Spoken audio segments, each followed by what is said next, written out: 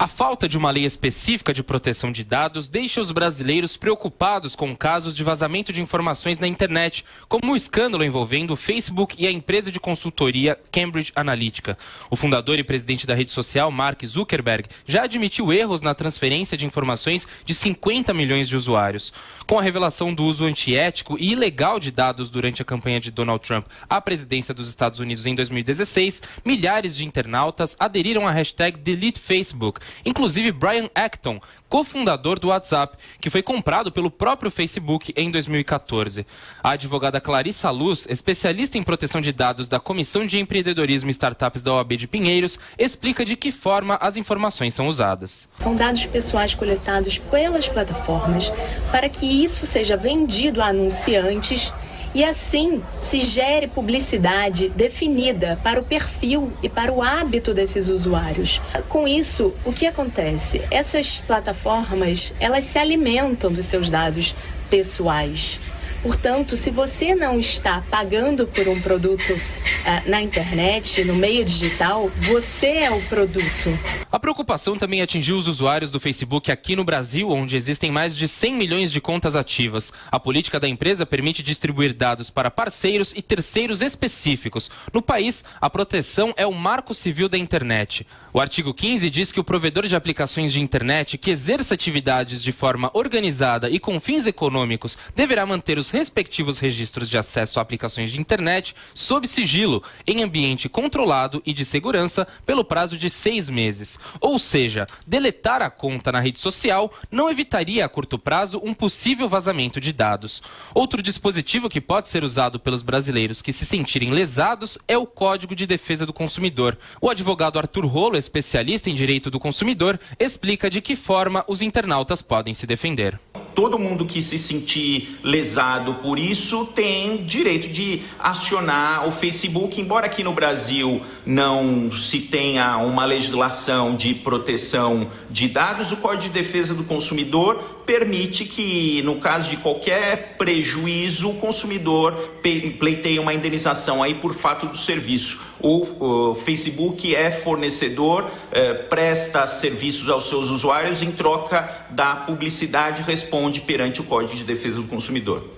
Nos Estados Unidos, o Facebook e a Cambridge Analytica já estão sendo processados por usuários que se sentiram lesados. Uma ação coletiva questiona a capacidade da rede social de proteger os dados dos usuários e acusa a consultoria de explorar dados em benefício da campanha de Donald Trump em 2016. Pois é, ainda ontem, Mark Zuckerberg deu uma entrevista à CNN. Antes, nas redes sociais, ele já tinha postado dizendo que lamentava o ocorrido, e ele disse o seguinte, que fará o que for possível para evitar problemas com dados, notícias falsas no Facebook durante as eleições no Brasil, ao contrário do que aconteceu nos Estados Unidos na eleição de Donald Trump. Denise e Vera. O problema é que há suspeitas de que houve vazamento de informações também aqui no Brasil. Eles falavam de um programa específico, de um aplicativo, mas aqui no Brasil nós também tivemos a divulgação de vários. E há uma preocupação do ponto de vista político, mas eu acho que também do econômico, porque há uma invasão de anúncios pelas redes sociais, dos vários canais, inclusive através dos e-mails, em que as pessoas são expostas àquilo que é mais adequado ao perfil delas de consumo, inclusive, e não só do ponto de vista político. Então é como se você vendesse também um candidato que vai de encontro ao que você costuma falar na internet, o que você expõe de ideias no Facebook. É um cruzamento perigoso de informações, porque aí você tem a manipulação.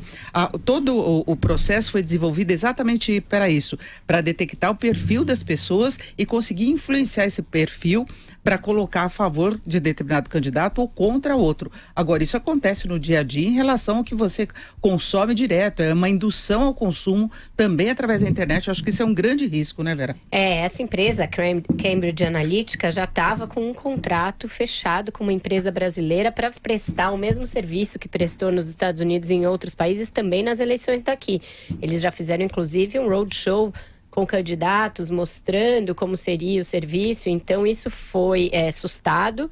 Agora deve haver uma investigação também sobre os métodos que eles empregariam aqui, mas o fato é que esse tipo de análise aí de Big Data e o uso de aplicativos para extrair dados de redes sociais vai ser usado, já está sendo estudado e vai acabar sendo sim usado nas eleições. Eu não sei se a nossa justiça eleitoral está aparelhada o suficiente para se contrapor a isso e para coibir esse tipo de uso de informações dos eleitores para fins eleitorais e políticos. Esse é um perigo moderno para algo que a gente sempre debateu no passado, quando se falava no documento único. A gente sempre lutou contra o documento. Seria o mesmo CPF, o mesmo RG, o mesmo número de título eleitoral, tudo. Era o cidadão 1, cidadão 10, cidadão 15. Isso dá um risco de poder inimaginável para o Estado. Porque com uma tecla ele levanta a vida do cidadão 412, vamos dizer. Sabe tudo dele, por causa do documento único. Isso sempre se lutou contra isso. E é por isso que não se deve aceitar o chamado documento único. Mas a internet avançou. Ela tem o pensamento de todos e classifica o pensamento e vende esses pensamentos, vende essa lista dos que pensam da forma A, B, C ou D. É um domínio, é o Big Brother. É um domínio do Estado sobre a vida do cidadão.